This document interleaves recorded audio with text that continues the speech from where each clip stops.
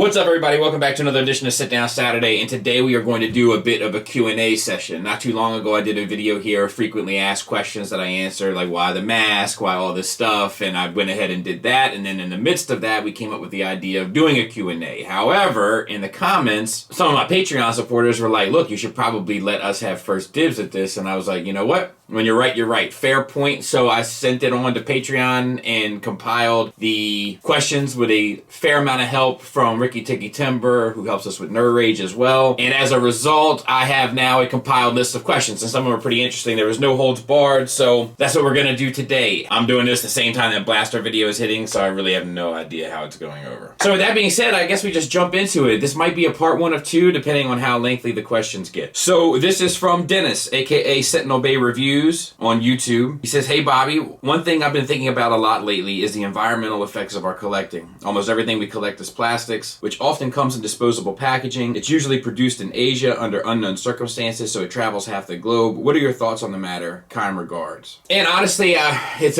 a little bit complicated for me. So on one hand, like I'm all about, you know, making sure our carbon footprint is as responsible as ever. I have kids, they're inheriting the planet. I don't know enough about all of that stuff, but what I do know is that there's cause and effect, right? That for every action there's an equal and opposite reaction, and that the things that we are doing is going to have some sort of an effect on our conditions and quality of life. I think that I also can simultaneously get a bit irritated when we have stuff like these new legacy figures where the packaging is completely open, which allows for people to go in and touch the figure and maybe have had a head or have had a, you know, we have no idea what the long-term effects are going to be for us. So like there needs to be some sort of balance struck, because there are huge industries at play around the globe that are disrupting the quality of air and the environment in a real meaningful way, and they don't give a shit.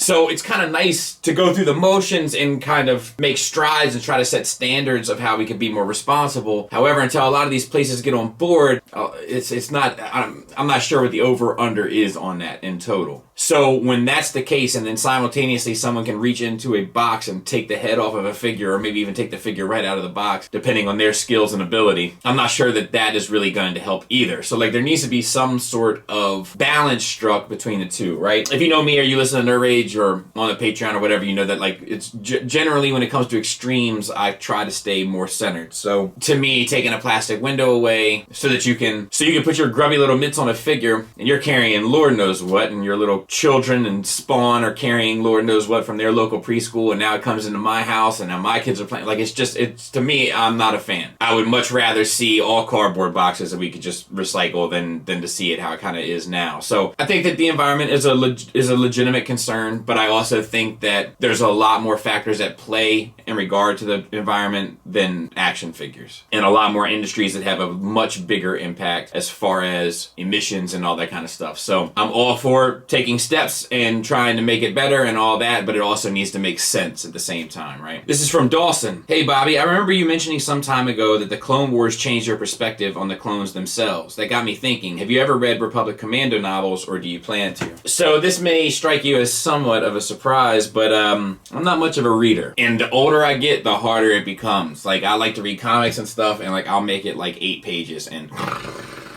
so I don't read much. I did play the game, Republic Commando, and I did just recently see that you can get it on PS4, and I'm thinking about buying it again. I like first-person shooter games, and I like Star Wars, and I like clones, and I like be a clone in a Star Wars game as a first-person shooter, so I'm familiar with the characters. I'm familiar with the video game. I am familiar that there were novels that went along. I just never read them. When it comes to Star Wars, I'm much more interested in the kind of philosophical, religious, spiritual stuff than I am in the family stuff than I am with like the clones, Mando, that kind of stuff. But I did like Republic Commando the game, and I did like the characters, and I am buying them in Black Series. Next one. Hey Bobby, loving your work. My question is purely to get your perspective on something. In Transformers the movie, Hot Rod is vilified, criticized, and blames himself for Prime's death. However, Megatron had a hidden blaster that Prime supposedly hadn't spotted, and as we see, was powerful enough to kill Prime. This means that either A, Prime knew Megatron had this blaster and was waiting for him to try to use it, implying Prime wanted an excuse to execute Megatron rather than capture him, tantrum using a convenient but he shot first defense, which isn't very Prime-like behavior, or B, he had no knowledge of the weapon, in which case Hot Rod tackling Megatron was the right choice and the heroic thing to do. So was Prime planning to execute Megatron and Cut was game recognizing game,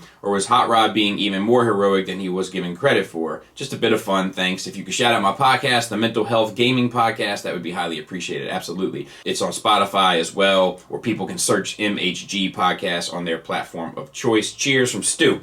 So here's the thing, in my opinion on this, is that like Prime had to draw on Megatron, right? So like Megatron was inching towards it, the weapon that is, and Hot Rod jumped in. My personal belief is that Optimus was never going to just execute Megatron. That was never in the game. If Prime was going to execute him, I don't think he would have wasted any time with the, you who are without mercy, now plead for it, like all that kind of stuff. Like that's not really his MO character-wise. Now all of this, of course, we know all of this is just to make the toys and all. We're playing as if we're playing inside the lore, right? My personal opinion is that Prime had no plans of actually executing Megatron, but as soon as Megatron would have pulled that pistol out, that would have been the end of Megatron. He wouldn't have been able to get the pistol out, aimed, and fired before Optimus, who already had the pistol aimed directly at Megatron, pulled the trigger. I think that Hot Rod botched it up, but I think that's kind of what makes his kind of character growth great, right? Is that he kind of goes from being maybe the ultimate screw-up of the galaxy to kind of being a leader in his own right, and then questioning it forever and ever. But, that's what makes him interesting. Do you have any changes planned or being contemplated for your channel? He has 2 questions, to be fair. For that, no, not really. I do want to bring in more discussion stuff, like I've been bringing in the Nerd Rage Top 5 stuff. Obviously I have Dummies, I have Sit Down Saturday. I like the idea of offering something unique here on my channel that you can't get anywhere else. You can watch a review of anything anywhere, right? It doesn't mean that I'll stop reviewing. It just means that maybe I won't be reviewing as much stuff as I have in the past. And this is thinking way down the road, right? But like, I don't know if my channel really benefits from me reviewing a Legends class Mirage figure. Whereas I think my channel does benefit from having a discussion with 2 guys at this table and people kind of getting into that. I think that's what I offer, really. But we'll see. And then he said, do you have an endpoint in mind for your channel, or will it die organically? No, I don't have an endpoint in mind. It'll probably be like everything I've done has been because I've wanted to do it for the most part. Some reviews and stuff I felt obligated to do. Like I haven't necessarily cared, but I know it's a hot topic, so I know people want me to take a look at it, and I've done that. But when I get tired of doing it, I'll just stop doing it. When I don't want to do it anymore, I won't do it. I've always been the guy that's done what he's wanted to do and never allowed, any kind of other entity or corporate interest or whatever to kind of get a hold of what I'm doing. So like when I'm done, I'm done,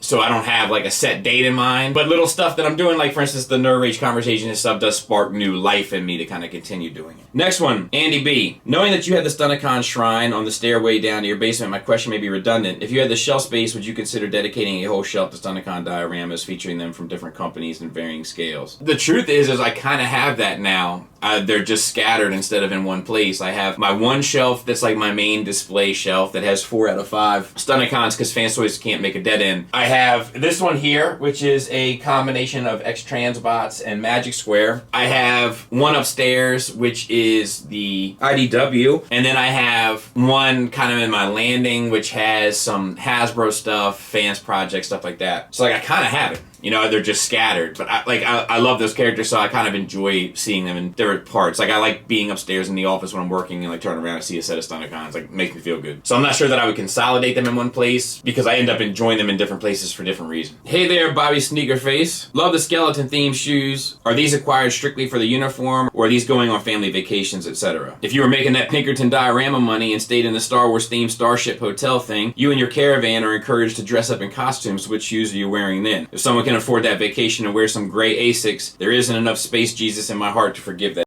Mike H. And yeah, so yeah, I have the shoes that he's talking about is a pair of Air Force Ones that had the skeleton theme print, and then a pair of Amiri that had the skeleton theme on it as well. And yeah, I mean, look, like the skull thing has become a part of my house. Like there's things that I owe in my house to this whole process and this journey. There was something that one time, like my kid got like a bow for her hair, I believe, and it had like a skull on it, and she didn't like it, and she went to throw it away, and like my wife stopped her and was like, hey, we don't throw away skulls in this house. And like, I don't know, it made me feel good, but it's like, it's just become a part of the house. As for going to that Starship thing, man, I'll probably never end up there. But if I did, I would go the full length. I'm not wearing you know, sneakers and stuff in there. I'm gonna wear the whole garb. I'm gonna be legit, you know what I mean? When in Rome, good sir. The next one is from Keith T. What do you think about reviewers who get figures way early? There's speculation that they are getting stolen figures. Do you believe or know that? Basically, what are your thoughts on that?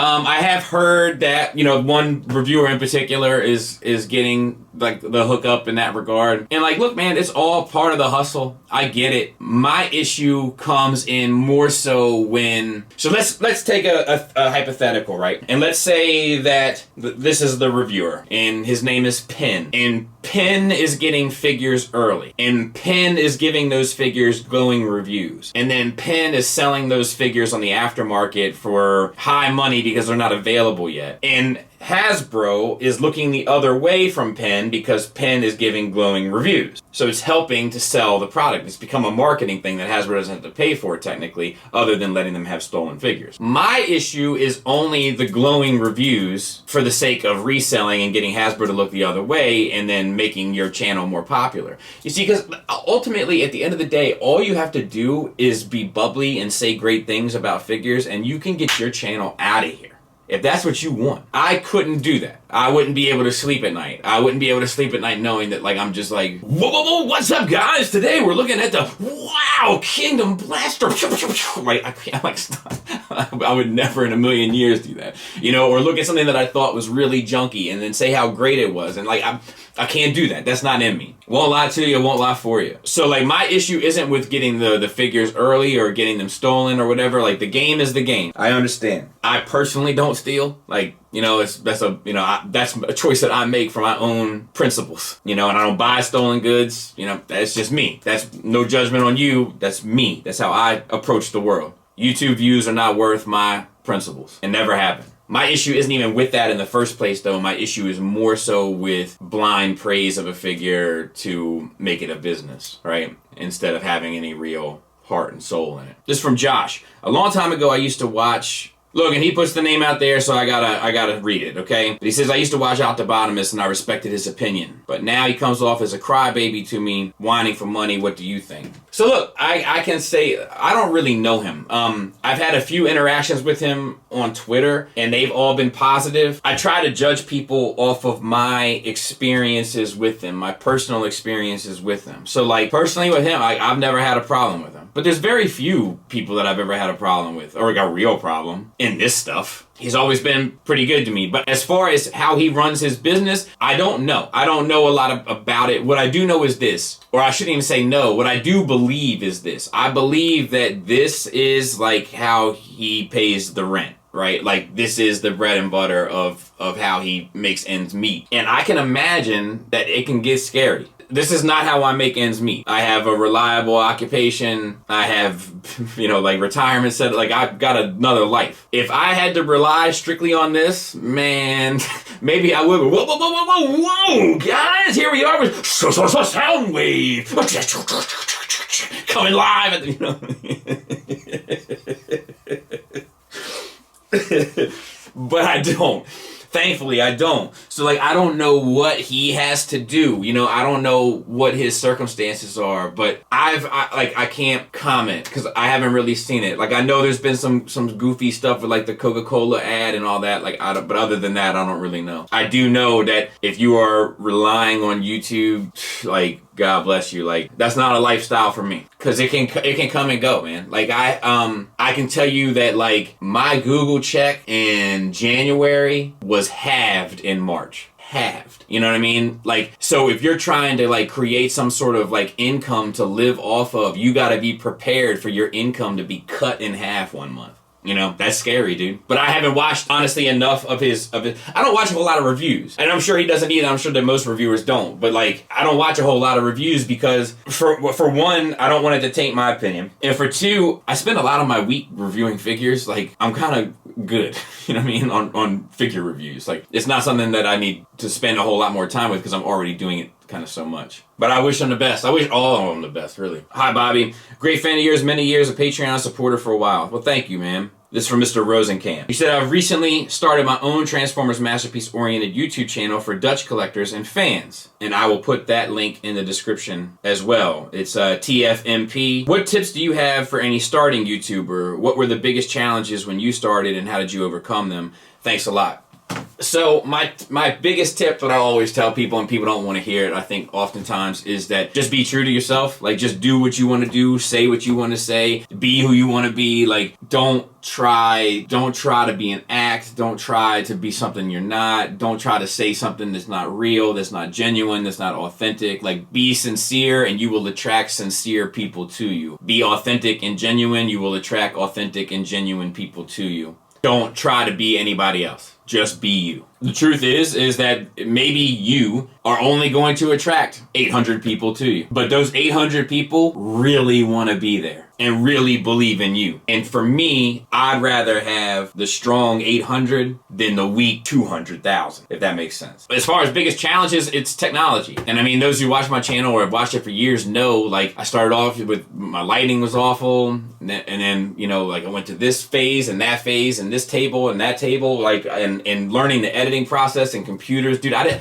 didn't really have an email until I started doing this. Like, I'm not a computer guy, you know, and in the midst of all this, like, I've learned email and the internet and like social media and how to, like, you know, I don't compress files and like all this stuff that you, like, in my mind was, I had no basis of knowledge for it. I'm just not that guy. I think I had a email from a college account that I didn't know the password to, and I had an AOL email account because, like, I tried the free disc or whatever that came in the mail and got one that way, but I didn't use email. So now I have email. I'm using multiple programs and platforms and, you know, Photoshop and Final Cut Pro and GarageBand, and I'm using all these different programs and manipulating the files and editing audio and like all this stuff, where I started off with little post-its on the side of my computer of like how to do it, like file, open, new project, import. Like, it was all these steps, and eventually I just memorized the steps and was able to take the post-its off. But I mean, that was the biggest challenge for me, was technology,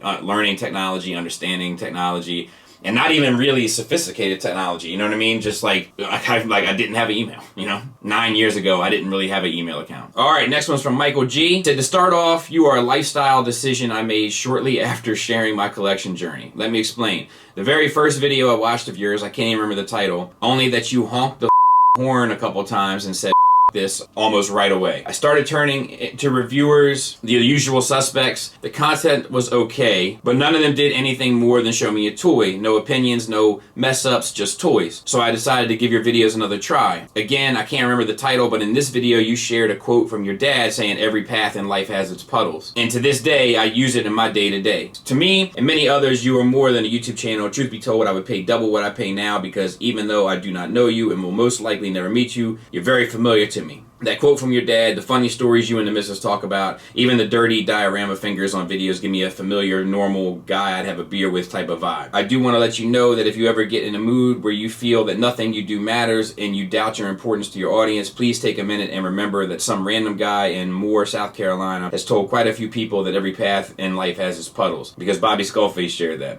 You're the best, but your haters care more about that than you do. The only thing I have left to say is thank you and sorry for the long ramble. Godspeed. And that's from Michael G. And it's not really a question, but it was a very nice thing to read and hear. It is like, you know, for those that are on the Patreon yesterday, if you listened to the Wine and Cheese episode, I kind of let loose on YouTube a bit and my kind of current experiences with YouTube and how frustrating it can be. It's not a woe is me thing, but like if you're creating content all the time and every time you put something out, you're almost like, man, I hope I don't have to hear about something stupid for the next 3 days because of this video. It gets tiresome, and you know, the squeaky wheel gets the grease, right? And I could put out a video and it does, for round numbers, it does 1,000 views, let's say. In the comments, there's 25 comments tearing me apart, but I've only got 30 comments, let's say. That's what I become inundated with, but I don't pay attention that I got 300 likes. And if I start on the video, right? So if I start weighing the percentage, like more people are liking it, more people aren't even getting involved in that element of it, but it's like the squeaky wheel, and it does start to wear you down, like where you're just like, man, why do I do this? You know, it has a huge negative impact on me, I'll say that. And so getting little stuff like this, what I do get from time to time, once again, it's better to have the quality 800 than to have the quantity 250,000. I get stuff like this a fair amount of time, and it does lift my spirits and kind of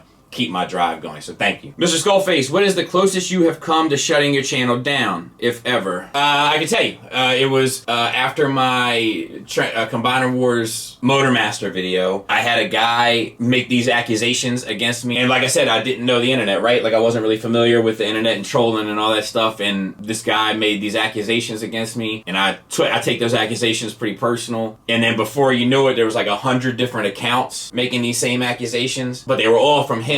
And like it, but I didn't know that at the time or even consider that as a possibility at the time because I just come from a world where you say what you mean and you mean what you say. You don't hide behind 100 screen names or whatever. And it just felt ominous at the time. It felt like something I didn't want to be a part of and I almost shut it down. Robert D actually talked me off the ledge. And then I found out like I know some friends in some high places and like I found out who the person was, where they live. And after one of their comments, at one time I had their phone number, I had their workplace phone. I mean, I called them,